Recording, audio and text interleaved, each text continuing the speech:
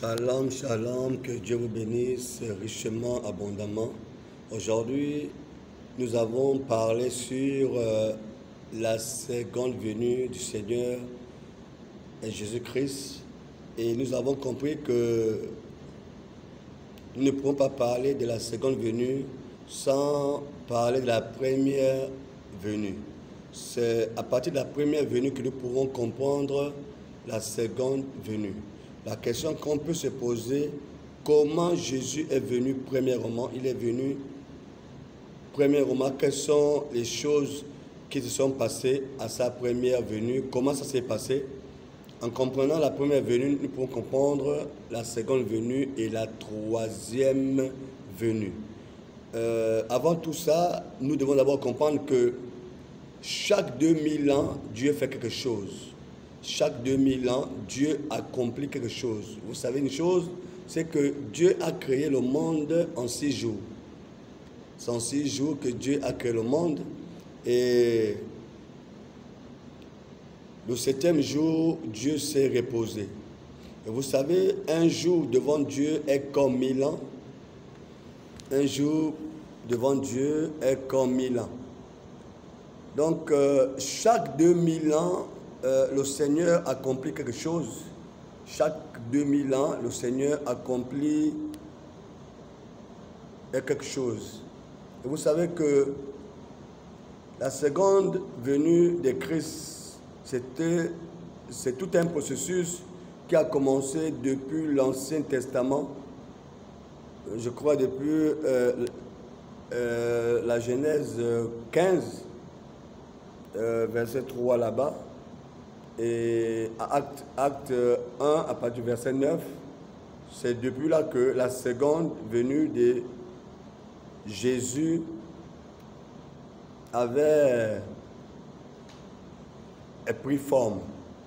Donc, je disais que chaque 2000 ans, le Seigneur accomplit quelque chose. Et 2000 ans, Dieu a amené, comment dire ça, un déluge au temps de Noé. Il y a eu le déluge au temps de Noé, ça fait 2000 ans. 2000 encore, la naissance du Messie, de Jésus, ça fait là 4000 ans. Il reste 2000 ans. 2000 ans, c'est la seconde venue de Jésus que nous attendons là. Et ça fera 6000 ans. Et l'autre 1000 ans, nous rentrons là dans le millénium. Alors nous comprenons que les premiers 2000 ans sont passés avec le début de Noé. 2000 encore sont passés avec la naissance de Jésus-Christ, ça fait 4000 ans. Et voilà, nous sommes à la seconde venue, ça fait 6000 ans. Alors, qu'est-ce qui reste à l'Église?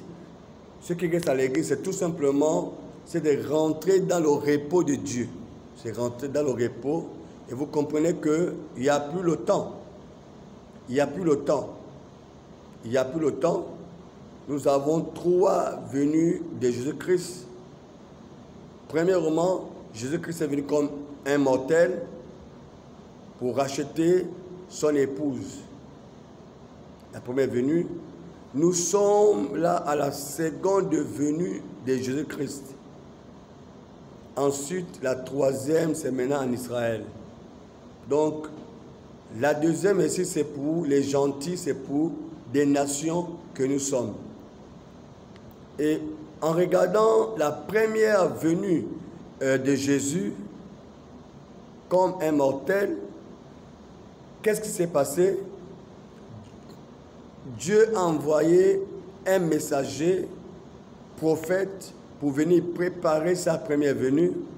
Et en sondant les Écritures, dans Malachie chapitre 3, nous avons compris que Malachie 3 annonce l'arrivée d'un messager prophète, d'un Élie, un homme qui viendra avec l'esprit d'Élie Et tous les Juifs à ce temps savaient que avant l'arrivée du Messie, Élie doit être là. Voilà pourquoi, quand les apôtres, après la transfiguration, ils ont compris que Jésus-Christ était le Messie, mais il fallait quelque chose. Ils ont posé la question à Jésus. Alors, les scribes disent qu'avant sa première venue, avant sa venue, Élie doit être là. Mais nous croyons que tu es le Messie, mais Élie est où? C'était la question des apôtres, les disciples de Jésus. Alors, il fallait que Jésus puisse donner une réponse exacte à ses apôtres, à ses disciples, pour ne pas les laisser la confusion. Et Jésus a dit, je crois dans Matthieu 17, il dit bien que il est bien vrai qu'Élie viendra, je crois que c'est ça, rétablir toutes choses, point. Mais Élie est déjà venu. Alors là, les apôtres ont compris que il y a un Élie qui viendra rétablir toutes choses, mais il y a un Élie qui est déjà venu. Alors les apôtres se sont appuyés sur l'Élie qui est déjà venu, selon Malachie 3. Et vous savez que quand Jean-Baptiste est venu, selon Malachie 3, le Seigneur devait rentrer dans son temple. Et regardez la rencontre entre le Messie et Jean-Baptiste après le baptême. Mais qu'est-ce qui s'est passé? Le Messie est parti directement dans le temple. Vous voyez, la parole de Dieu ne vient que par un prophète. La parole de Dieu ne vient pas par un théologien. La parole de Dieu ne vient pas par un docteur ou un scientifique, qui que vous soyez. La parole de Dieu vient par un prophète. Selon Amos 3,7, je crois, la parole de Dieu vient par un prophète. Alors, Jésus étant la parole de Dieu, il était au milieu des Juifs, de ses frères, personne ne l'a reconnu. Alors, il fallait qu'un prophète soit là pour reconnaître qui est la parole de Dieu. Et quand il a reconnu que Jésus étant la parole de Dieu, non seulement un prophète ne peut pas blasphémer la parole. Quand Jean-Baptiste a rencontré la parole, il a dit, je ne suis pas digne de te baptiser. Alors, la parole a dit, il faut que toi tu me baptises. Vous voyez que Jean-Baptiste ne pouvait pas résister devant la parole. Et Jean-Baptiste a baptisé Jésus. Et Jean-Baptiste a vu le Saint-Esprit quitter le ciel, la colonne de feu, la nuée de gloire a quitté le ciel, est venu rentrer, s'incarner dans Jésus. Alors, donc Jean-Baptiste a dit à ceux qui étaient là que voici l'agneau de Dieu qui ôte le péché du monde. Après, la mission de Jean-Baptiste était finie. Et les gens ont tendance à dire que tel prophète est mort mal, tel prophète est mort mal. Regardez comment Jean-Baptiste est mort. Jean-Baptiste était celui qui est venu annoncer la première venue de Jésus. Jean-Baptiste, sa tête était sur le plateau. Les gens ont amené la tête de Jean-Baptiste sur le plateau d'un prophète comme Jean-Baptiste. Imaginez la moquerie. Soi-disant prophète, sa tête est sur le plateau. Soi-disant prophète, sa tête est là, sur le plateau. Soi-disant prophète. Jean-Baptiste est mal mort. Quand j'écoute les gens dire, oh, William Branham est mal mort. Oui, un prophète qui annonce la venue du Seigneur Jésus-Christ, il ne mourra pas bien. Pierre, Paul, Élie, ou bien, on s'appelle Ésaïe. Ésaïe a été scié. Lui, il a annoncé également l'arrivée du Messie. On a scié avec la scie de Zacharie. Pierre est mort, la tête en bas, les pieds en l'air. Paul a été coupé entre deux lames, sa tête. Alors, dans la seconde venue, les mêmes choses doivent se reproduire.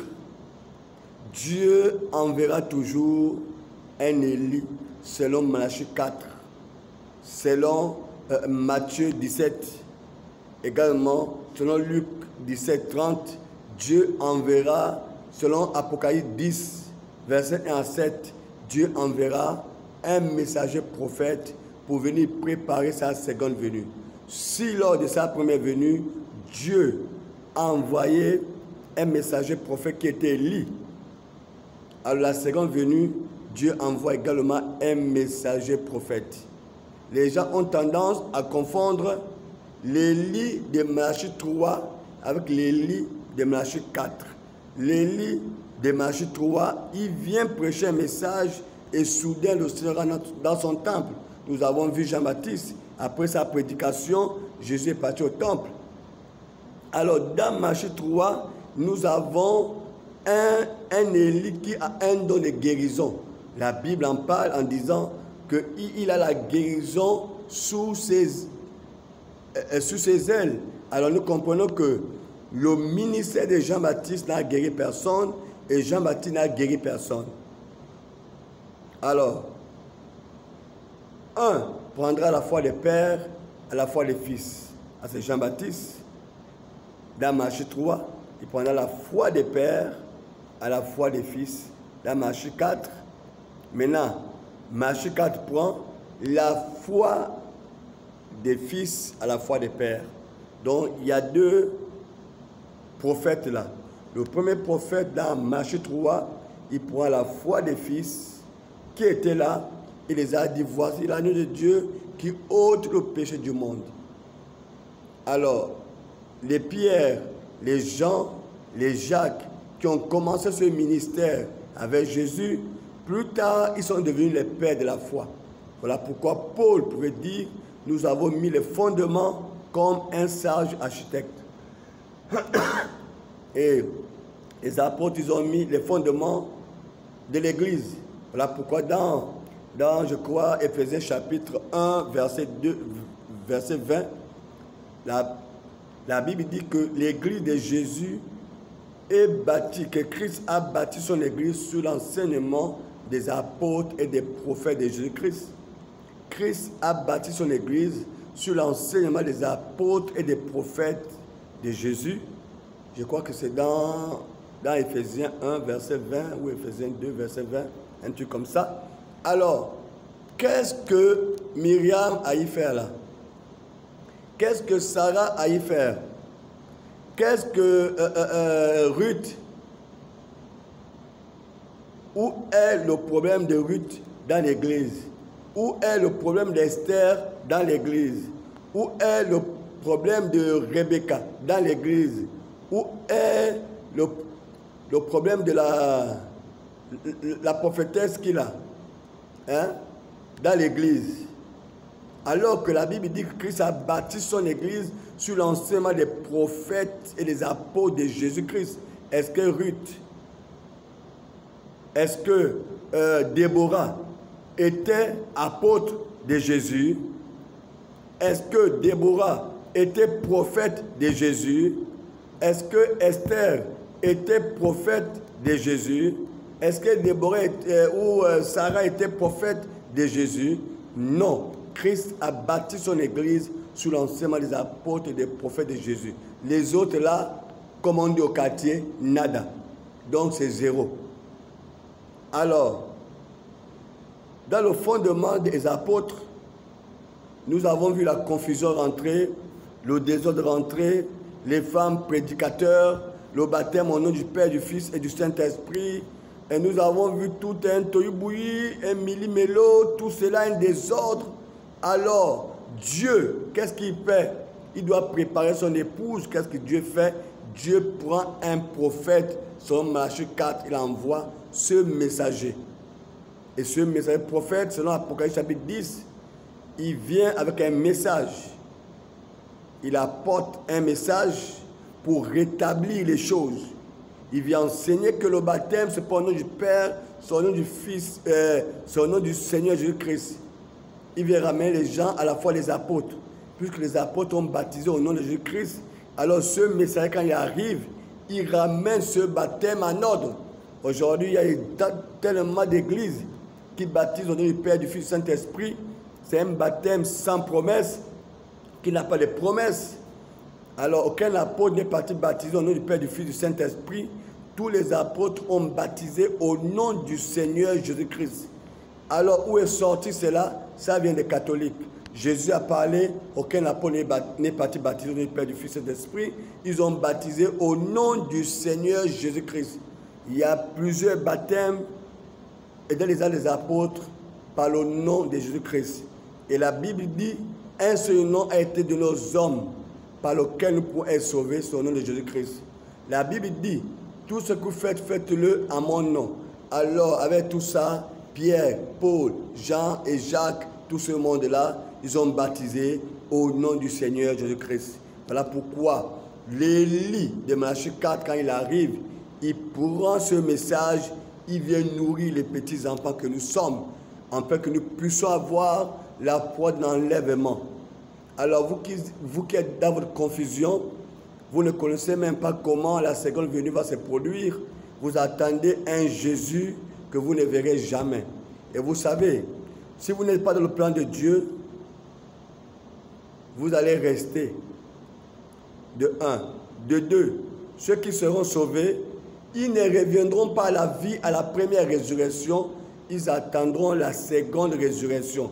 Parce que la première résurrection, c'est réservé pour ceux-là qui sont dans le plan de Dieu, qui ont écouté le message de Malachie 4.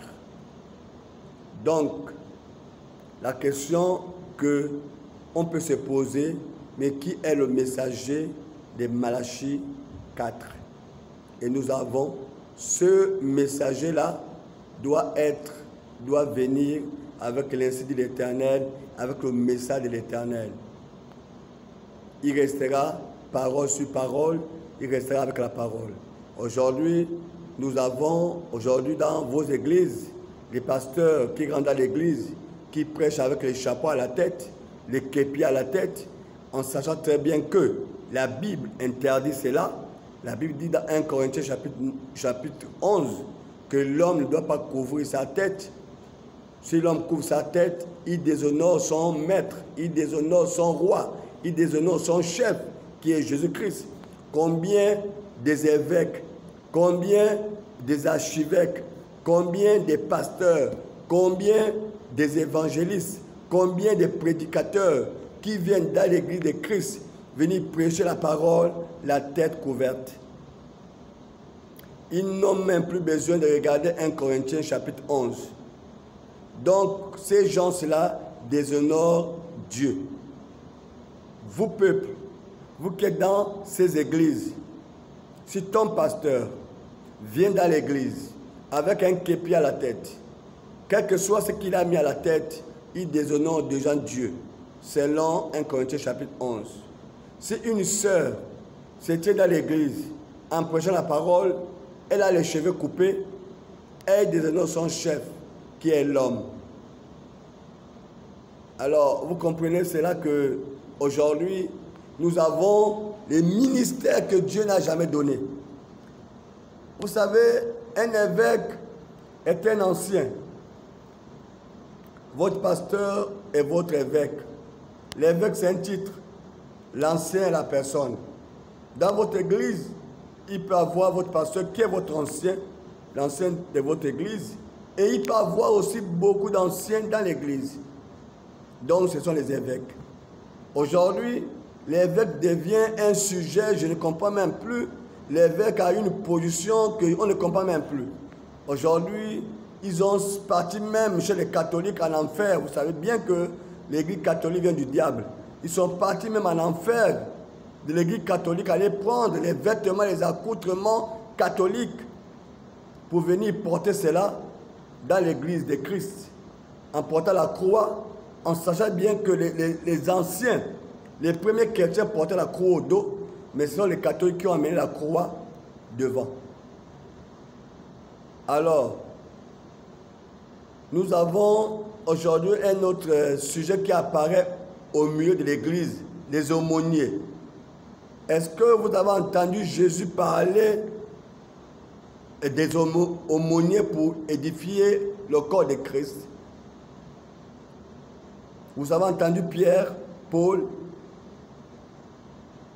Toutes ces choses-là reviennent de l'enfer. Toutes ces choses-là reviennent de l'Église catholique. Jésus a donné 5 ministères. Apôtres, prophètes, pasteurs, docteurs, évangélistes pour l'édification du corps de Christ. Tout le reste là, ça revient de l'enfer. C'est la distraction dans l'Église. Alors, quand l'Élie de Malachie 4 arrive, il doit ramener les petits-enfants à la foi des pères, c'est-à-dire à la foi des apôtres. Donc nous croyons que ce messager sont les Écritures, selon la manifestation du Saint-Esprit, selon ce que Dieu a fait, selon le message qu'il a reçu, c'est William Branham. Pendant qu'il baptisait à la rivière Oyo, le Saint-Esprit s'est manifesté. Un ange est apparu devant des milliers de personnes, des centaines de personnes, pour dire, comme Jean-Baptiste était le procureur de ma première venue, tu es le procureur de ma seconde venue. Alors Dieu a témoigné son ministère avec la manifestation de la colonne de feu, de la nuée de gloire, des signes surnaturels, des prodiges surnaturels que nous n'avons jamais vus sur terre. Les gens ont tendance à dire que William Branham est mort mal, parce qu'il était le procureur de sa seconde venue. Jean-Baptiste est mort comme à la tête coupée sur le plateau.